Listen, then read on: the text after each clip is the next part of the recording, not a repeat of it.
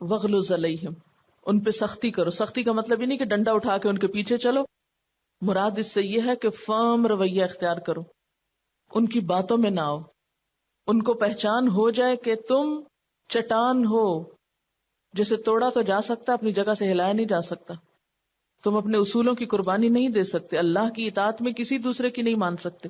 تو ایسے لوگوں کے سامنے جو زبان سے تو ایمان کے دعوے کرتے اور عمل سے اس کو جھٹلاتے ہو، ان کے سامنے نرم نہیں پڑنا، کرنا وہی ہے جو اللہ کا حکم ہو.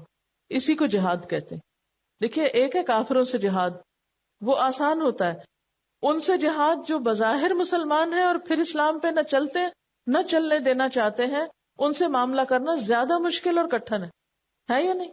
تو ان سے معاملہ کرتے وقت جہاد میں ان کی گردنیں نہیں اڑانی، ان سے تعلق نہیں کاٹنے، لیکن اصول پہ قائم رہنا. فرمایا وغلظ علیہم، ان پہ سختی کیجیے، ان کا ترنے والا نہیں بنیے.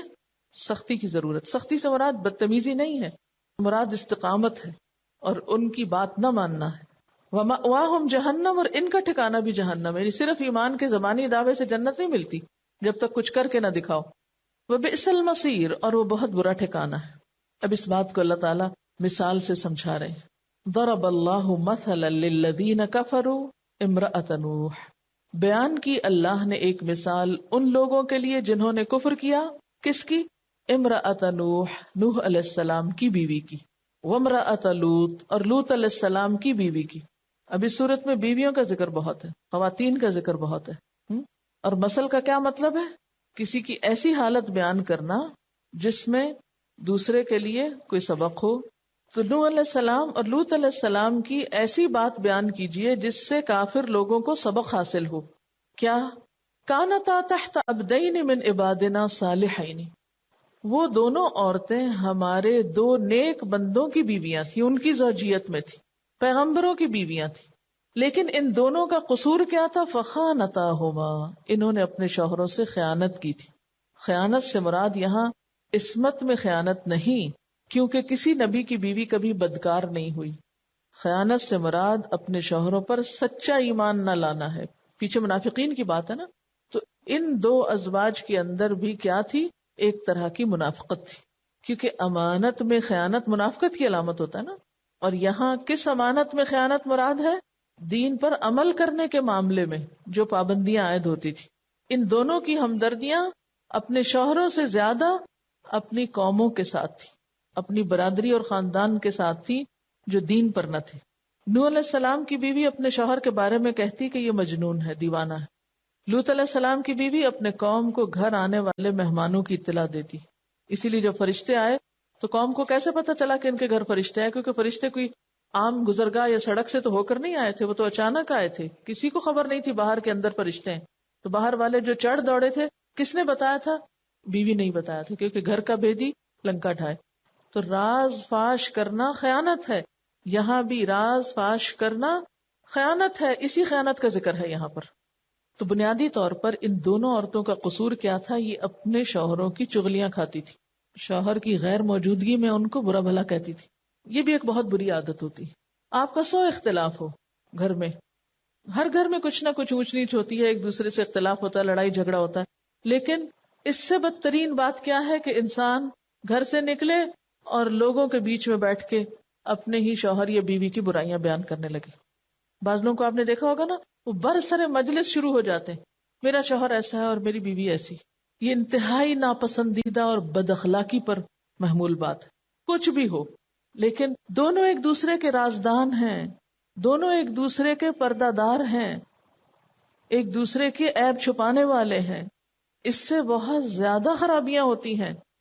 اور خصوصاً بچیوں کو میں یہ تلقین کروں گی، شادی کے بعد شروع میں جب ایک دوسرے کے لیے دونوں نئے ہوتے ہیں، بہت سی باتوں سے اختلاف ہو سکتا ہے، بہت سی باتیں پسند نہیں بھی ہو سکتی، ان کو آپس میں ہی سلجھانا چاہیے، نہ کہ گھر سے نکال کے دوستوں کو بتانا شروع کر دے انسان، اور دوستوں سے آگے پھر عام لوگوں کو، رشتہ داروں کو، ماں باپ کو، ہر جگہ ایک پروپیگنڈا شروع کر دیا. اس سے اپنی ہی عزت جاتی ہے. اور لوگوں کی نگاہ میں بھی ایسی عورت بہت بدنام ہوتی ہے کہ اس کا کیا کہنا ہے، یہ تو اپنے شوہر کی وفادار نہیں، ہماری کہاں سے ہوگی. اگر کاؤنسلنگ کرنی ہی ہو، مشورہ کرنا ہی ہو، تو کسی انتہائی رازدار اور سمجھدار اور مخلص امانت دار شخص سے جو آپ کی بات پھر برسر مجلس نہ اچھالے اور تعلقات کو مزید خراب نہ کرے. فخانتاہما، ان دونوں نے اپنے شوہروں سے خیانت کی. فلم یغنیا عنہما من اللہ شیئا، تو وہ اللہ کے مقابلے میں ان کو کچھ بھی کام نہ آ سکے. یعنی نوح علیہ السلام اور لوط علیہ السلام دونوں باوجود اس کے کہ وہ اللہ کے پیغمبر تھے، مقرب ترین بندوں میں سے تھے، لیکن اپنی بیویوں کو عذاب سے نہ بچا سکے. وقیل ادخلا النار مع الداخلین، اور دونوں سے کہہ دیا گیا کیا؟ آگ میں داخل ہونے والوں کے ساتھ تم دونوں بھی داخل ہو جاؤ. اس سے ایک اور حقیقت کی طرف بھی اشارہ ملتا ہے کہ مرنے کے فوراً بعد ہی جنت یا جہنم کا مزہ آنے لگتا ہے انسان کو. یعنی موت کے وقت ہی ان کو ان کا انجام بتا دیا گیا، ان کا ٹھکانہ دکھا دیا گیا. تو کافروں کے لیے یہ مثال بطور خاص یہاں بیان کی گئی ہے. اور نوح علیہ السلام اور لوط علیہ السلام اپنی بیویوں کو نہیں بچا سکتے، حالانکہ وہ اللہ کے پیغمبر تھے. ہم سب کے لیے سبق ہے، والدین ہوں یا شوہر ہوں، کتنے بھی نیک اور مقرب ہوں، ہمارے کام نہیں آ سکتے جب تک ہم خود اپنے لیے کچھ نہیں کریں گے. وَضَرَبَ اللَّهُ مَثَلًا لِّلَّذِينَ آمَنُوا امْرَأَتَ فِرْعَوْنَ، اور بیان کی اللہ نے مثال ان لوگوں کے لیے جو ایمان لائے فرعون کی بیوی کی. ایمان والوں کے لیے نمونہ ہے کس میں؟ ایک اور خاتون میں جو فرعون کی بیوی تھی. ان کا نام کیا تھا؟ آسیہ، اپنے وقت کے بادشاہ کی بیوی تھی. فرعون بہت ظالم بادشاہ تھا، لیکن اپنی بیوی کو ایمان سے نہیں روک سکا. فرعون ایک کافر اور ظالم شخص تھا، مگر اس کی بیوی حضرت آسیہ نیک، ایماندار اور باعمل خاتون تھی. بیوی جب درست روش پر قائم رہی تو شوہر کی غلطی اس کو نقصان نہ دے سکی. شوہر کی غلطی نے اس کو کوئی نقصان نہیں دیا. شوہر جہنم میں داخل کیا گیا. قرآن پاک میں کیا آتا ہے؟ النار یعرضون علیہا بکرۃ وعشیا ویوم تقوم الساعۃ ادخلوا آل فرعون اشد العذاب. اور اس کے برعکس حضرت آسیہ جب ان پر انتہائی ظلم و ستم ہوا تو انہوں نے کیا دعا مانگی؟ اذ قالت، جب وہ کہنے لگی، کیا کہنے لگی؟ رب ابن لی عندک بیتا فی الجنہ، اے میرے رب میرے لیے اپنے پاس جنت میں گھر بنا دے، جنت میں مجھ کو گھر دے دے. ونجنی من فرعون، مجھے فرعون سے نجات دے، وہ عمل ہی اور اس کے عمل سے. مجھے دنیا کا بادشاہ نہیں چاہیے، مجھے ایسا شوہر نہیں چاہیے جو ایمان میں رکاوٹ ڈال رہا ہے. ونجنی من القوم الظالمین، اور ساری ظالم قوم سے نجات دے. یعنی قوم فرعون کس پہ ظلم کر رہی تھی؟ ساری بنی اسرائیل پر. اور پھر قوم فرعون میں سے بھی جو لوگ مسلمان ہوتے تھے ان پہ بھی ظلم کرتے تھے. بعض روایات میں آتا ہے کہ فرعون نے حضرت آسیہ کے ہاتھ اور پاؤں چاروں میں کیل ٹھکوائے تھے ان کو ایمان سے روکنے کے لیے. لیکن انہوں نے اس حال میں بھی اللہ سے دعا کی، کیا کہ اللہ تو میرے لیے اپنے پاس صرف جنت نہیں مانگی، اپنے پاس جنت میں گھر بنا دے. وَنَجِّنِي مِن فِرْعَوْنَ وَعَمَلِهِ، مجھے فرعون اور اس کے عمل سے نجات دے دے. وَنَجِّنِي مِنَ الْقَوْمِ الظَّالِمِينَ، اور ان سارے ظالم لوگوں سے نجات دے دے. وَمَرْيَمَ ابْنَتَ عِمْرَانَ، اور مریم جو عمران کی بیٹی تھی. الَّتِي أَحْسَنَتْ فَرْجَهَا، جس نے اپنی شرمگاہ کی حفاظت کی. حضرت مریم جو تھی وہ ایک بہت ہی مخدوش قسم کے حالات میں پیدا ہوئی تھی. جس وقت بنی اسرائیل رومیوں کے غلام تھے. حضرت آسیہ کہاں پیدا ہوئی تھی؟ جب بنی اسرائیل فرعونیوں کے غلام تھے. اور حضرت مریم جب پیدا ہوئی جب بنی اسرائیل رومیوں کے غلام تھے. ہر طرف بدعت اور شرک اور زوال کی ایک حد تھی. لیکن جب وہ پیدا ہوئی تو اپنی ذاتی توجہ، محنت، عبادت سے اللہ کے ہاں انہوں نے بھی ایک بہترین مقام حاصل کیا. کہتے ہیں کہ جس دور میں حضرت مریم پیدا ہوئی تھی اس میں بنی اسرائیل اخلاقی اور مذہبی اعتبار سے اس زوال کا شکار ہو گئے تھے کہ پھر جب حضرت عیسیٰ علیہ السلام پیدا ہوئے تو اس بنا پر حضرت مریم کو بھی متہم کر دیا. اور پھر جو انہوں نے حضرت عیسیٰ کا حال کیا وہ بھی آپ سب جانتے ہیں، ان کو سولی تک چڑھانے کے لیے تیار ہو گئے. یعنی رومی بادشاہ کے ساتھ ساز باز کر کے انہوں نے ان کو صلیب چڑھوانے کی کوشش کی جو اللہ تعالیٰ نے ناکام کر دی. اتنے تاریک دور میں حضرت مریم پیدا ہوئی، کوئی قابل ذکر سہارا نہ تھا، لیکن بچپن سے ہی وہ اللہ کی طرف راغب تھی، ہیکل میں عبادت کرتی. ان دونوں مثالوں میں ہم سب کے لیے ایک بہت بڑا سبق ہے. ہمیں سے اکثر خواتین اور بچیاں جو قرآن پڑھ لیتی ہیں، جن کے گھروں میں یہ ماحول نہیں ہوتا، پھر وہ بہت پریشان ہوتی ہیں. ہم کیا کریں، ہمارا ماحول ہی نہیں ہے دین پر عمل کرنے کا، ہم تو قائم نہیں رہ سکتے. ہے نا یہ بات؟ ہر ایک کو یہ پریشانی کسی نہ کسی درجے کی لاحق ہے. کسی کو گھر کے اندر ہے، کسی کو گھر کے باہر معاشرے کی ہے، کسی کو کہیں کی، کہ میرے گھر میں کوئی بھی نہیں میرے جیسا میرا ساتھ دینے والا. ہاں، حضرت مریم کا ساتھ دینے والا وہاں کون تھا، اور حضرت آسیہ کا ساتھ دینے والا کون تھا؟ لیکن پھر بھی انہوں نے مخالفتوں کے باوجود اپنے آپ کو ایمان پر قائم رکھا. ٹھیک ہے، بچپن میں آپ کی والدہ جو تھی، والد تو فوت ہو گئے تھے، حضرت مریم کی والدہ نیک خاتون تھی، انہی کی نیکی ان میں آئی، ماں کی تربیت کا اثر تھا، ان کے جذبے اور ان کا شوق کہ اللہ کی راہ میں وقف کروں. حضرت زکریا ان کے کفیل تھے، لیکن باقی معاشرے سے کوئی تعاون نہیں تھا. لیکن ان دونوں خواتین نے اپنا ماحول خود بنایا، چنانچہ اللہ نے ان کے مرتبے بلند کر دیے. تو آپ سب کو بھی اپنا ماحول خود بنانا ہے. اب یہ تو نہیں ہو سکتا سب کچھ پڑھ کے ہم ان پڑھوں کی طرح ہو جائیں، سب کچھ جان کے ہم وہ عمل کریں جو لا علم لوگ کر رہے ہیں، روشنی ملنے کے بعد پھر اندھیروں کا انتخاب کریں. اس سے بڑھ کر بدقسمت کون ہوگا جس کو اللہ روشنی دے دے اور وہ اندھیرے میں جا پناہ لے. یہ تو نہیں ہو سکتا نا، اس کا تو سوچا بھی نہیں جا سکتا. اب ایک شخص جب اپنے آپ کو اللہ کے لیے خالص کرتا ہے تو اللہ تعالیٰ بھی اس کو اپنی حفاظت میں لے لیتا ہے.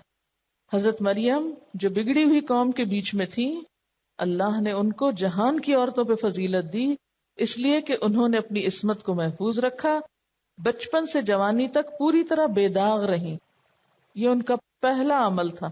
تو ایک نوجوان لڑکی کے لیے جو بہت بڑی نیک کوالٹی اس کی ہو سکتی ہے وہ کیا، کہ وہ اپنی جوانی کو بے داغ رکھے، برے کام نہ کرے، زنا سے پرہیز کرے، حیا کو تھامے رکھے. اور پھر فَنَفَخْنَا فِيهِ مِن رُوحِنَا، ہم نے اس کا صلہ اس کو یہ دیا کہ اپنی روح سے اس کو عطا کیا. یعنی حضرت عیسیٰ علیہ السلام کی ولادت ان کے ہاں ہوئی.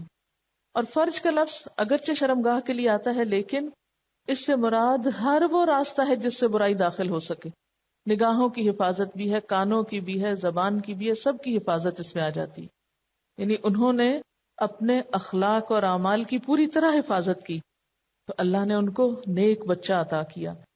ایک عورت آئندہ نسل کو پروان چڑھاتی ہے نا، اگر وہ خود بد اخلاق ہوگی تو بچے بھی ویسے ہی ہوں گے، اگر وہ خود دین سے دور ہوگی تو بچے بھی دور ہوں گے. وَصَدَّقَتْ بِكَلِمَاتِ رَبِّهَا، اور اس نے اپنے رب کے کلمات کی تصدیق کی. یہ کون سے کلمات ہیں جن کی تصدیق کی؟ کہتے ہیں کہ کلمات سے مراد صحیفے ہیں، وہ کتبی اور کتابوں کی، یعنی معروف آسمانی کتابیں، انجیل، زبور، تورات وغیرہ ہیں.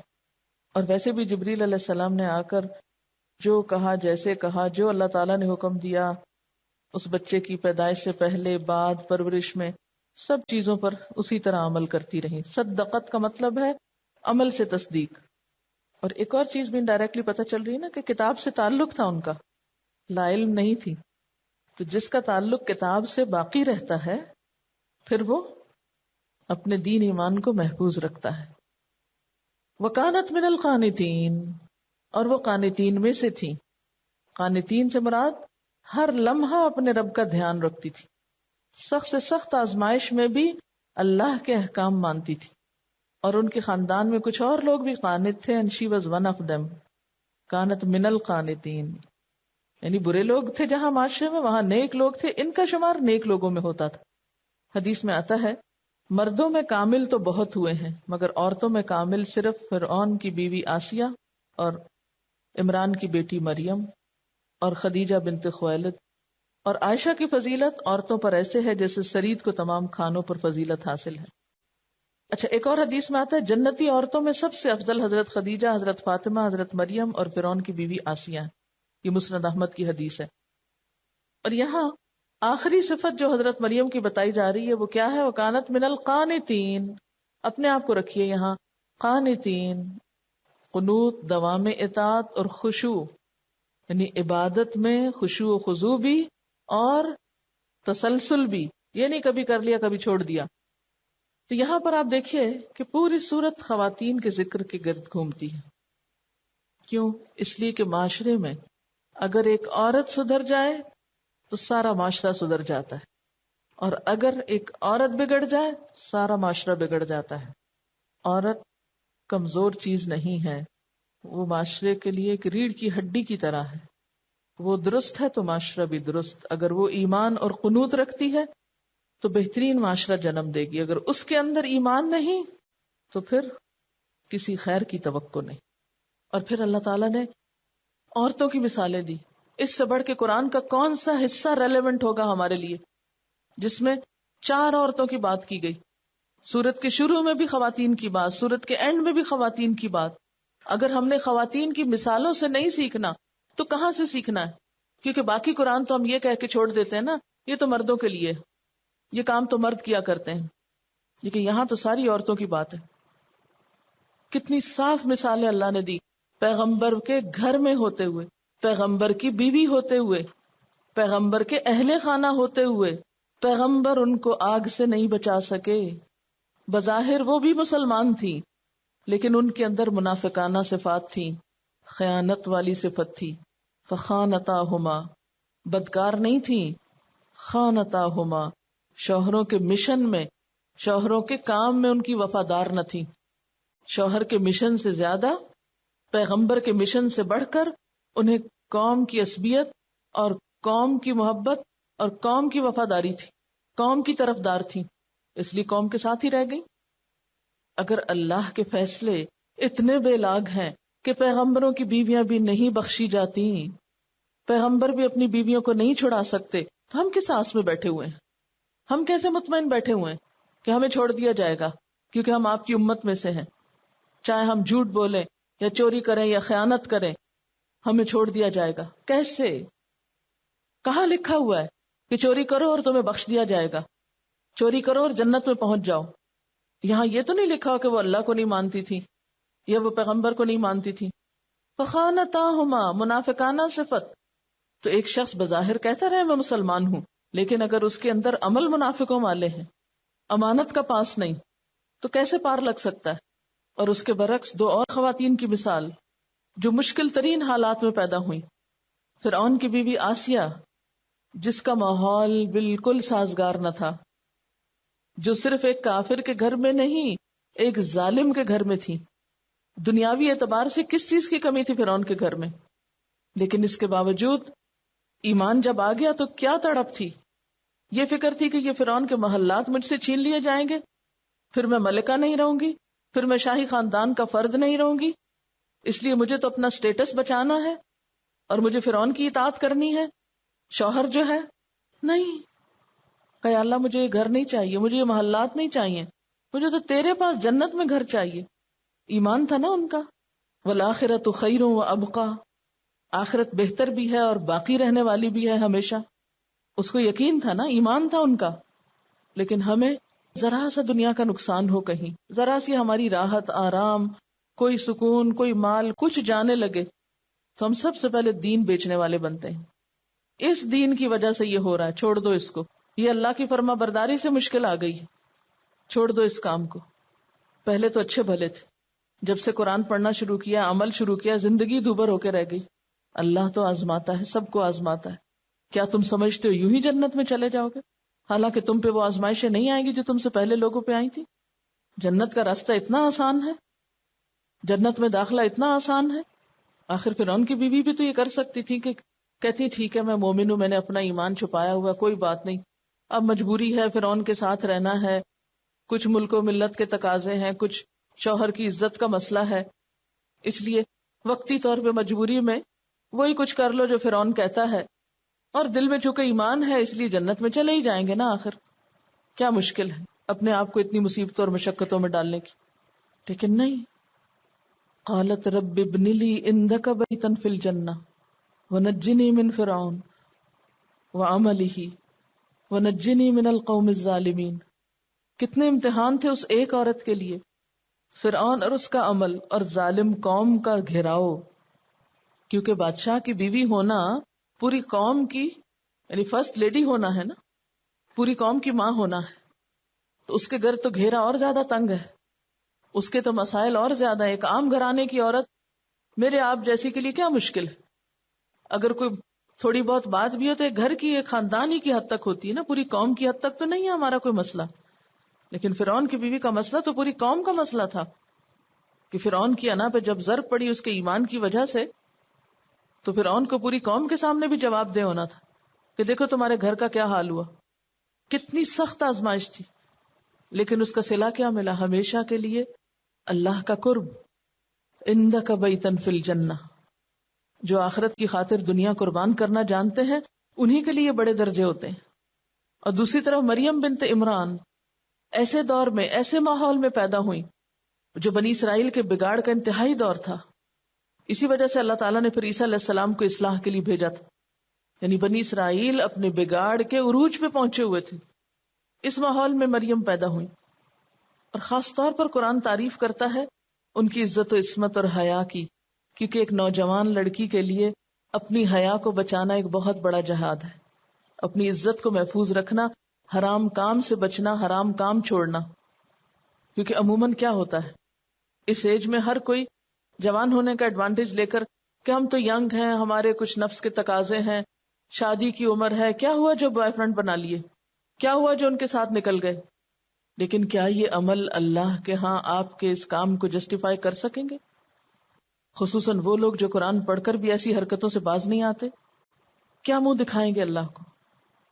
آخر نفس کی خواہشات اتنی غالب تھی.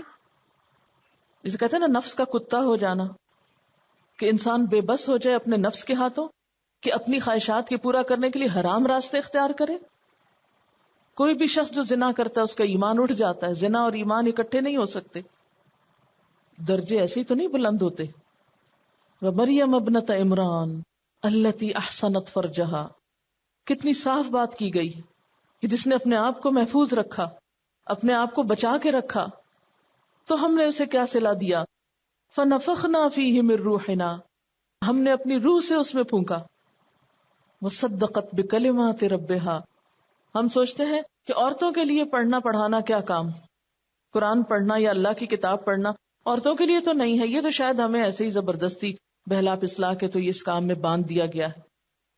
وہ ہزاروں سال پہلے مریم کی مثال اللہ تعالیٰ قرآن پاک میں دے رہے ہیں. صدقت بکلمات ربها وکتبہ. کتب کی بات ہو رہی ہے کہ اللہ کے کلمات یعنی صحائف، صحیفوں اور کتابوں کی تصدیق کی. اور تصدیق کسی چیز کی کیسے کرتے ہیں؟ آنکھیں بند کر کے. اگر آپ کو کسی چیز کو ویریفائی کرنے کا کہا جائے یا تصدیق کرنے کا کہا جائے تو آپ پڑھے بغیر کر سکتے ہیں.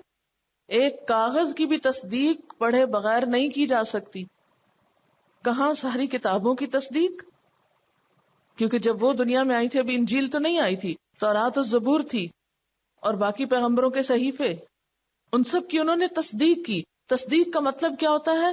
زبان سے بھی تصدیق اور عمل سے بھی تصدیق. یعنی ان کتابوں کو جانتی بھی تھی تبھی ان پہ عمل کرتی تھی نا، بغیر جانے عمل کیسے ہو سکتا ہے؟ ہم کوئی بڑا احسان نہیں جتا رہے اللہ تعالیٰ پر یا اللہ کے بندوں پر کہ ہم سے کیوں یہ سب کچھ پڑھایا جا رہا ہے اور پڑھنے کے بعد کیوں کہا جا رہا ہے اوروں کو بھی پڑھاؤ اور اوروں تک بھی پہنچاؤ. یہ تو مردوں کے کرنے کا کام ہے. وَكَانَتْ مِنَ الْقَانِتِينَ. اور وہ فرما بردار لوگوں میں سے تھی، اطاعت گزار لوگوں میں سے تھی، قانتین میں سے تھی، جن کے اندر عاجزی ہوتی ہے، خشوع و خضوع ہوتا ہے، تکبر نہیں ہوتا، جو جھکے ہوئے ہوتے ہیں، جو ہمیشہ فرما بردار رہتے ہیں.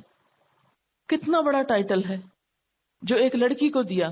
یہ ان میرڈ لوگوں کے لیے مریم بنت عمران کی مثال بہترین مثال ہے، اور شادی شدہ خواتین کے لیے فرعون کی بیوی آسیہ کی مثال بہترین مثال ہے. عورت کے اوپر یہ دو ہی وقت ہوتے ہیں نا آزمائش کے. شادی کے بعد شوہر کی آزمائش ہوتی ہے، شادی سے پہلے ماں باپ کی اور ماحول کی ایک آزمائش ہوتی ہے. ماحول میں اٹریکشنز ہوتی ہیں، بگڑنے پھسلنے کے زیادہ خدشات ہوتے ہیں. اللہ نے دونوں رول ماڈل سامنے لا کے رکھ دیے. کوئی بھی بہانہ نہیں کر سکتا، نہ شادی شدہ اور نہ غیر شادی شدہ. سب اپنا اپنا مقام پہچان لیں، سب اپنی اپنی ذمہ داری دیکھ لیں کہ اگر نفس کے جذبات غالب ہیں یا معاشرے کا پریشر ہے یا پیئر پریشر ہے اور وہ آپ کو گھسیٹے کھینچے چلے جا رہا ہے اللہ کے دین سے دور اور ذلت کے گڑھوں میں، تو کیسے سنبھلنا ہے، کس مثال کو سامنے رکھنا ہے. اور اگر شادی کے بعد شوہر کی ظلم ہے، وہ دین پہ نہیں عمل کرنے دے رہا، تو کیا کرنا ہے. مثالیں تو یہی ہیں جنت میں جانے والوں کی، نمونے تو یہی ہیں. دو نمونے لوط علیہ السلام اور نوح علیہ السلام کی بیویوں کے ہیں. اور جن کو اچھا گھرانہ ملا، اچھا ماحول ملا. آپ خود سوچے نا، کسی بھی اچھے انسان کے ساتھ رہ کے تو انسان کا خود ہی نیکی کرنے کو دل چاہتا ہے.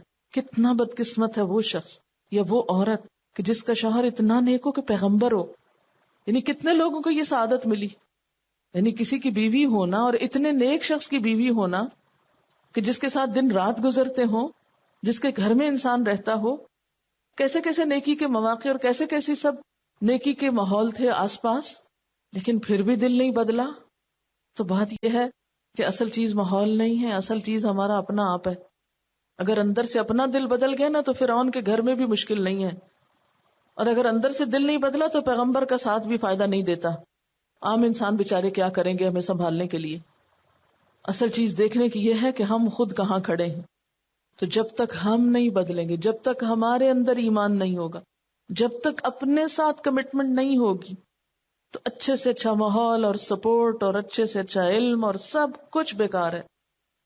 تبدیلی اس دن آئے گی جب آپ کا اپنا آپ بدلے گا، جب سیلف ریئلائزیشن ہوگی، خود احساس جاگے گا، جب خود کو خود آپ تیار کریں گے جو آپ کے سوا کوئی اور نہیں کر سکتا.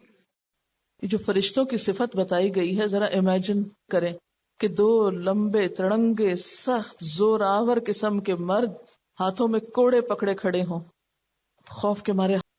اپنے بارے میں سوچئے، کیا اللہ تعالیٰ ہمیں بھی کہتے ہیں وَكَانَتْ مِنَ الْقَانِتِينَ؟ کیا ہم بھی ہیں ان میں؟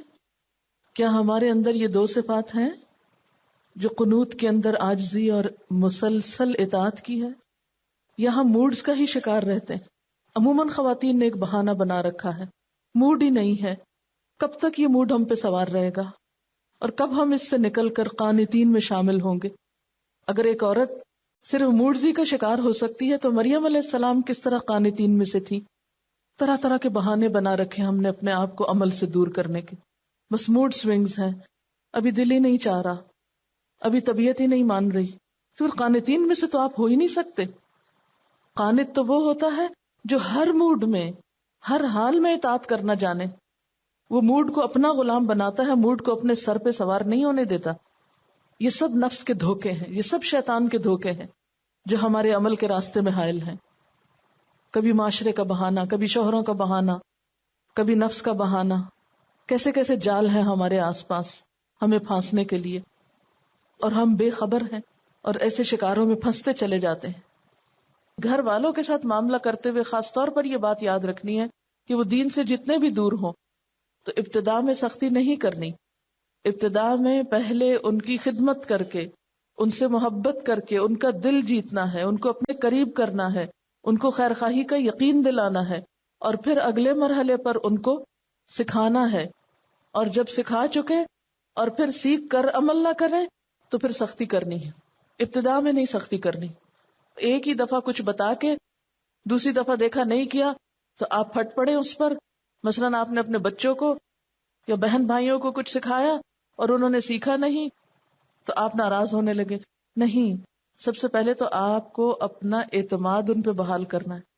ان کے غلط رویوں کے باوجود ان سے اچھا سلوک کرنا ہے، خیر خواہی کا، نرمی کا.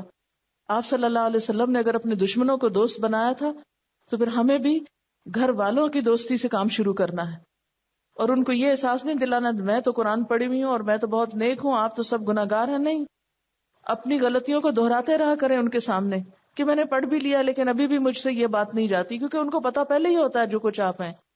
جتنا عاجزی سے رہیں گے ان کے سامنے اتنا ہی کام کرنا آسان ہوگا. کیونکہ عموماً یہ ہوتا ہے کہ ہم باہر والوں کو معاف کر دیتے ہیں، گھر والوں سے چھوٹے چھوٹے حقوق وصول کرتے ہیں. تم نے یہ کیوں نہیں کیا، تم نے یہ کیوں کیا، تم نے میری چیز کیوں چھیڑ دی، تم نے میری فلاں چیز کا کیا کر دیا. کبھی موڈ آف کر لیا، کبھی بولنا چھوڑ دیا، کبھی کچھ کر لیا. ایسے کہ تھوڑی گھر والے سیکھتے ہیں. ہم سب کے لیے محبتیں عام کرتے ہیں، گھر والوں کے لیے ہماری محبتیں بھی نہیں ہوتی.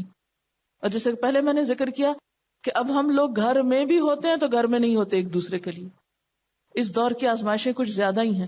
ایک کمپیوٹر پہ بیٹھا ہوا ہے، دوسرا ٹیلی ویژن پہ بیٹھا ہوا ہے، تیسرا کچھ اور لے کے بیٹھا ہوا ہے. ہر ایک کی اپنی اپنی ایکٹیویٹیز ہیں، مشینوں سے دوستی کر رکھی ہے، اور عملی طور پر ایک دوسرے سے محبت اور خیر خواہی وہ تو ویسے ہی نہیں ہے. تو اس محبت اور خیر خواہی کو ڈیولپ کرنا پڑے گا، ان کے لیے کام کرنے پڑیں گے. کسی کو ناشتہ دو، کسی کے کپڑے استری کرو، کوئی بیمار ہے تو کیئر کرو. بہت سارے کام ہیں ان کے دل جیتنے کے. جب انہیں یقین آ جائے کہ ہاں واقعی آپ ان کے ہو، پھر وہ اعتماد کر کے آپ سے بات سیکھیں گے. اور جب سیکھ چکے اور پھر اس کے بعد عمل نہ کریں، پھر وغلظ علیہم ہوتا ہے. بہت سے ماں باپ کو میں نے دیکھا ہے، وہ بچوں کو صرف اس لیے کچھ نہیں کہتے کہ پھر بچے جو ہیں وہ ان سے خفا ہو جائیں گے. بچے روٹ روٹ کے ان سے جا رہے ہیں اور وہ ان کے پیچھے پیچھے پھر رہے ہیں. ماں باپ بچوں سے ڈر رہے ہیں. آج حالات یہ ہو گئے. اس میں بنیادی طور پر گھر والوں سے محبت کا معیار بتایا گیا ہے نا، کہ گھر والوں سے محبت ہوتی کیا ہے، محبت کا معنی کیا ہے. کیونکہ بعض اوقات محبت ہم کرتے ہیں ان سے، لیکن اس کے ساتھ ان کو غلط باتوں سے نہیں روکتے. ان کی محبت کیا محبت ہے کہ ہم ان کو جہنم میں جانے سے بچانے کی کوشش نہیں کر رہے. ہم ان کی دنیا بنا رہے ہیں، اپنی جنت بنا رہے ہیں. کل اس جنت میں آپ کو کیسا دل لگے گا جب آپ ہی کے بچے وہاں ساتھ نہ ہوں. یعنی ہم میں سے ہر ایک کو سوچنا چاہیے کہ اس کے گھر والوں سے تعلقات کیسے ہیں، گھر والے اس کی بات کو کتنی اہمیت دیتے ہیں، کتنا سنتے ہیں اور کیوں نہیں سنتے. لکھیں اپنے لیے کہ ہمارے گھر والے ہماری بات کیوں نہیں سنتے، ہمارے گھر والے ہمارے منہ سے دین کی بات کیوں نہیں مانتے. اس کے اسباب خود تلاش کیجئے. جب سبب پتہ چل جائے گا تو علاج بھی ہو جائے گا. کیونکہ گھر والوں سے ہم صرف حقوق لینا چاہتے ہیں نا، ہم مصروف ہیں وہ ہماری خدمت کریں، وہ ہمارا یہ کام کر دیں، ان کو یہ کرنا چاہیے، ان کو یہ نہیں کرنا چاہیے. سب سے زیادہ ہم توقعات گھر والوں سے رکھتے ہیں، سب سے زیادہ ہم کرٹیسائز گھر والوں کو کرتے ہیں، حتیٰ کہ گھر والے ہمارے اس ظاہری دینداری کے رویے سے تنگ آ جاتے ہیں اور ہماری وجہ سے وہ دین سے دور ہو جاتے ہیں. گھر والے ہماری بات کیوں نہیں مانتے؟ اس میں ایک بڑا سبب یہ ہے کہ ہمارے اپنے قول فعل میں تضاد ہے. جو کچھ ہم انہیں بتاتے ہیں اس پہ خود عمل نہیں کرتے تو ہماری بات ہمیں پہ جھوٹی ہو جاتی ہے نا. ہم جو کچھ کہہ رہے ہیں وہ غیر سنجیدہ بات ہے. اگر یہ اتنی فائدے کی ہوتی تو ہم خود کر کے دکھاتے. ٹھیک ہے گھر والوں کی غلط باتوں کو مان کے انہیں خوش نہیں کرنا، لیکن پہلے ہی ہلے پہ ان کے ساتھ ہر چیز میں کنفرنٹ بھی نہیں کرنا، کیونکہ ابھی انہیں سمجھ ہی نہیں آئی، بات ان تک پہنچی بھی نہیں. تو اس کے لیے پھر دیکھنا ہوگا کہ کہاں سے درستگی ہو، کیونکہ انسان جن لوگوں کے قریب رہتا ہے ان کو پہچانتا بھی بہت ہے، ان کی کمزوریاں، کمیاں، ان کے نفسیات سب جانتا ہوتا ہے. صرف انٹرسٹ لینے کی بات ہے، توجہ دینے کی بات ہے. دلچسپی تو لیں گھر والوں میں. پہلا پوائنٹ ہے دلچسپی لینا گھر والوں میں. بہت سے لوگ جب دین کے کاموں میں مصروف ہوتے ہیں تو گھر والوں سے دلچسپی ختم ہو جاتی ہے، ساری کوششیں صرف باہر والوں کے لیے رہ جاتی ہیں. یہیں سے خرابی شروع ہوتی ہے. ان کو ہم اپنا دشمن بنا لیتے ہیں اور باہر ہمیں ایک دوسرے سے محبت مل جاتی ہے، اس کو ہم اپنے لیے بہت آنر کی بات سمجھتے ہیں، حالانکہ یہ نہیں پتا کہ خود ناکام ہے. ہم گھر والوں کو بحثوں سے قائل کرنا چاہتے ہیں. عمل سے مائل کرنا ہے، بحثوں سے قائل نہیں کرنا. کچھ بھی کہیے مت، کر کے دکھائیے. وہ آپ کو دیکھتے دیکھتے کرنے لگ جائیں گے. شیطان نے ہمارے عمل ہمارے لیے خوبصورت بنا دیے نا. ہم قرآن بھی پڑھتے ہیں، ہم اپنے گھر والوں سے زیادہ اچھے ہیں، نیک ہیں. ہم سر ڈھکتے ہیں، وہ تو سر بھی نہیں ڈھکتے. وہ ہم تو یہ کر رہے ہیں، وہ نہیں کر رہے. لہٰذا جو تھوڑا بہت کیا ہے اس پہ نازاں ہے، اس پہ مطمئن ہے، اور وہ اتنا ہمارے سامنے ہے کہ ہمیں اپنے عیب نظر ہی نہیں آتے. اپنے آپ کو خود روک کے پوچھیں. ان کا سوال یہ ہے کہ نان سیریس ایٹیٹیوڈ کو دور کرنے کا کیا طریقہ ہے. اس میں یہ ہے کہ آپ کو اپنے سے خود سوال اور اپنا حساب خود کرنا ہوگا. جیسے قرآن پاک میں آتا ہے وَلْتَنْظُرْ نَفْسٌ مَا قَدَّمَتْ لِغَدٍ. ہر شخص کو دیکھنا چاہیے، نگاہ رکھنی چاہیے کل کے لیے کیا بھیج رہا ہے. بہت سے جو بزرگان دین ہیں ان کی اگر عملی زندگی دیکھیں تو وہ اپنے نفس کا محاسبہ بہت کرتے ہیں، اپنے نفس کو خود مخاطب کر کر کے باتیں کہتے ہیں. ہم میں سے کتنے لوگ ہیں جو اپنے آپ کو خود مخاطب کرتے ہوں، اپنی غلطی کو خود سامنے رکھ کے مانتے ہوں سچے دل سے، ہاں یہ قصور تو ہے نا میرا. ہم ہو بھی تم کہتے نہیں وہ تو اس وجہ سے ہو گیا تھا نا، وہ اصل بات یہ نہیں، وہ یہ سبب بن گیا تھا، اس نے یہ غلط کام کیا تھا اس لیے مجھ سے یہ بات منہ سے نکل گئی، فلاں نے یہ کیا اس لیے میں نے یہ کر لی. ہر وقت تعویلوں میں اپنے آپ کو ہم نے پھنسایا ہوا ہے. جب تک ہم اپنے ساتھ سچے نہیں ہوتے نا، سچے ہو جائیں، ہم غلطی کو غلطی دیکھنے لگے، غلطی ہم کو نظر آنے لگے، پھر اس کو مان جائیں، پھر اٹھا کے وہ گندگی نکالیں گے نا. جب تک مانیں گے نہیں اس وقت تک نکلے گی بھی نہیں. کسی بھی نیک انسان کی بایوگرافی پڑھ لیجئے، ہسٹری پڑھ لیجئے، اس سب میں لکھا ہوگا کہ وہ اپنے نفس کو کیسے کیسے مخاطب کرتے ہیں، اپنے نفس کی کمزوریوں کو کس طرح کھول کھول کے سامنے لاتے ہیں. اذا مسہم طائف من الشیطان اذا ہم مبصرون، سے فوراً چکنے ہو جاتے ہیں. آخر کیا وجہ ہے کہ عبد القادر جیلانی کو وہ شیطان کا جملہ چپ گیا کہ تمہیں تمہارے علم نے بچایا؟ انہوں نے کہا نہیں، علم نہیں بچا سکتا، لیکن ہم سب سمجھتے ہیں چونکہ ہم پڑھے لکھے ہمیں پتہ ہے اس لیے ہم تو بچ جائیں گے. سمجھتے ہیں یا نہیں؟ ہم تو قرآن پڑھ لیا، ہم کو پتہ چل گیا جائز ناجائز کا، اس لیے ہمیں نہیں جہنم میں چھونا. جب تک ہماری زندگی سے جھوٹ اور فریب نہیں نکلے گا نا، دھوکہ بازی نہیں نکلے گی، اس وقت تک نہیں بات بنے گی. ہم نے خود کو بھی دھوکے میں رکھا ہوا ہے اور دوسروں کو بھی دیتے ہیں. ابھی ہم اس سورۃ تحریم میں عورت کے حوالے سے پڑھ رہے تھے، تو اس میں ہم یہ دیکھ رہے تھے حضرت مریم علیہ السلام کے کردار کے حوالے سے ہمارے جو عملی طور پہ مثالیں سامنے آتی ہیں. لڑکیاں عموماً جو ہیں وہ غلط طریقے سے یا دوستی کے لیے نہیں جاتی، بلکہ ان کی انٹینشن اچھی ہوتی ہے. وہ یہی چاہتی ہیں کہ اکثر شادی کے امید پہ جو ہے وہ ان کی دوستی ہوتی ہے، لیکن چونکہ اس کا جو مقصد ہوتا ہے وہی ہماری سفلی جذبات کی تسکین ہوتی ہے. اور لڑکے جو ہیں وہ ان کو اکثر محبت کا جھانسا دیتے ہیں، جبکہ محبت میں عزت اور احترام اور تقدیس جو ہے یہ بہت ضروری چیز ہے. اگر کوئی شخص چھپ کے ملنے کو کہتا ہے یا فون کرنے کو کہتا ہے تو اس کو آپ کی عزت کا کوئی خیال نہیں ہے.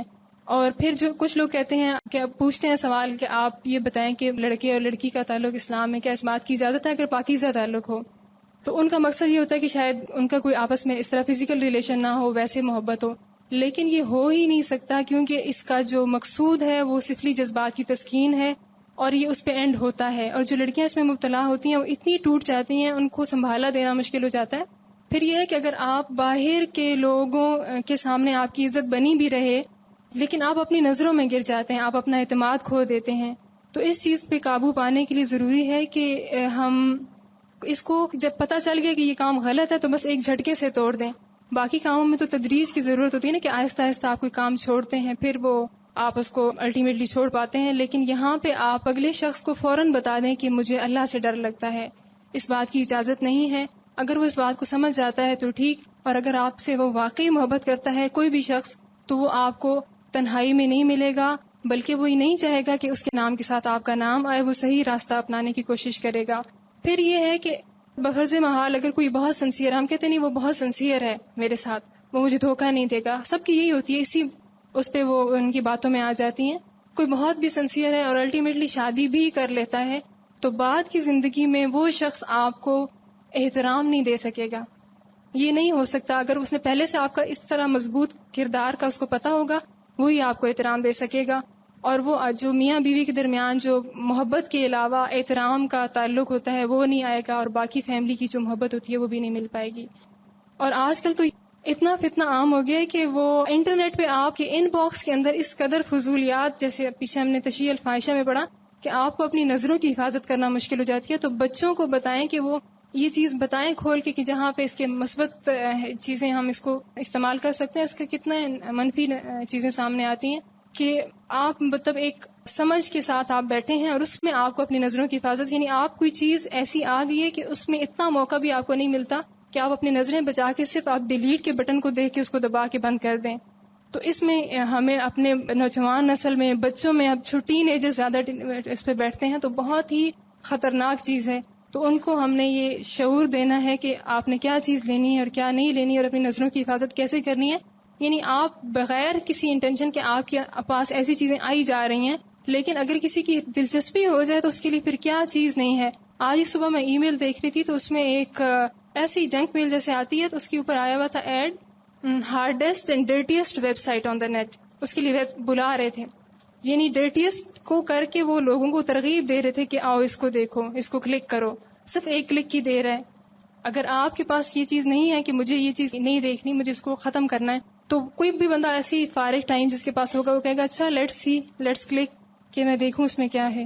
تو اللہ تعالیٰ ہم سب کو محفوظ رکھے. بہت زیادہ اس پہ کام کرنے کی ضرورت ہے. اس میں 2-3 چیزیں نا، جیسے جب تک آپ کے اندر تقویٰ نہیں، خدا کا خوف نہیں، تو کوئی آپ کے سر پہ سوار رہ کے کتنا آپ کو سمجھا سکتا ہے. دوسری بات یہ کہ شوہر اور بیوی کے جو تعلقات کی بات تھی، اس میں جہاں ایک دوسرے کے ساتھ محبت اور احترام، وہاں اصل حسن اعتماد ہے. تو جب نوجوان لڑکیاں اپنی عزت و عصمت کی حفاظت نہیں کرتی تو یہ چیز ان کی زندگی بھر کے لیے سہانے روح بن جاتی. اور فرجہ ہاں میں صرف شرم گاہ نہیں، اس میں نگاہ بھی شامل ہے، اس میں باقی اعضاء بھی شامل ہے. یعنی سارے وہ ذرائع جس سے جسم کے اندر کوئی چیز داخل ہوتی ہے، چاہے کان اور آنکھیں ہوں.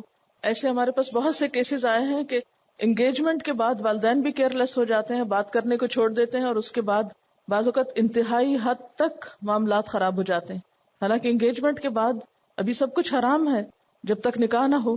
اور نکاح کا مطلب بھی دوستی کرنا تھوڑی ہے، کیونکہ بعض لوگ کیا کرتے ہیں، نکاح کر لیتے ہیں، پھر لڑکی لڑکے کو چھوڑ دیتے ہیں، چاہے باہر جائیں چاہے گفتگو کریں. نکاح کا مطلب ہے گھر بسانا، شادی کرنا، ایک دوسرے کی ذمہ داری لینا، ذمہ داریاں پوری کرنا.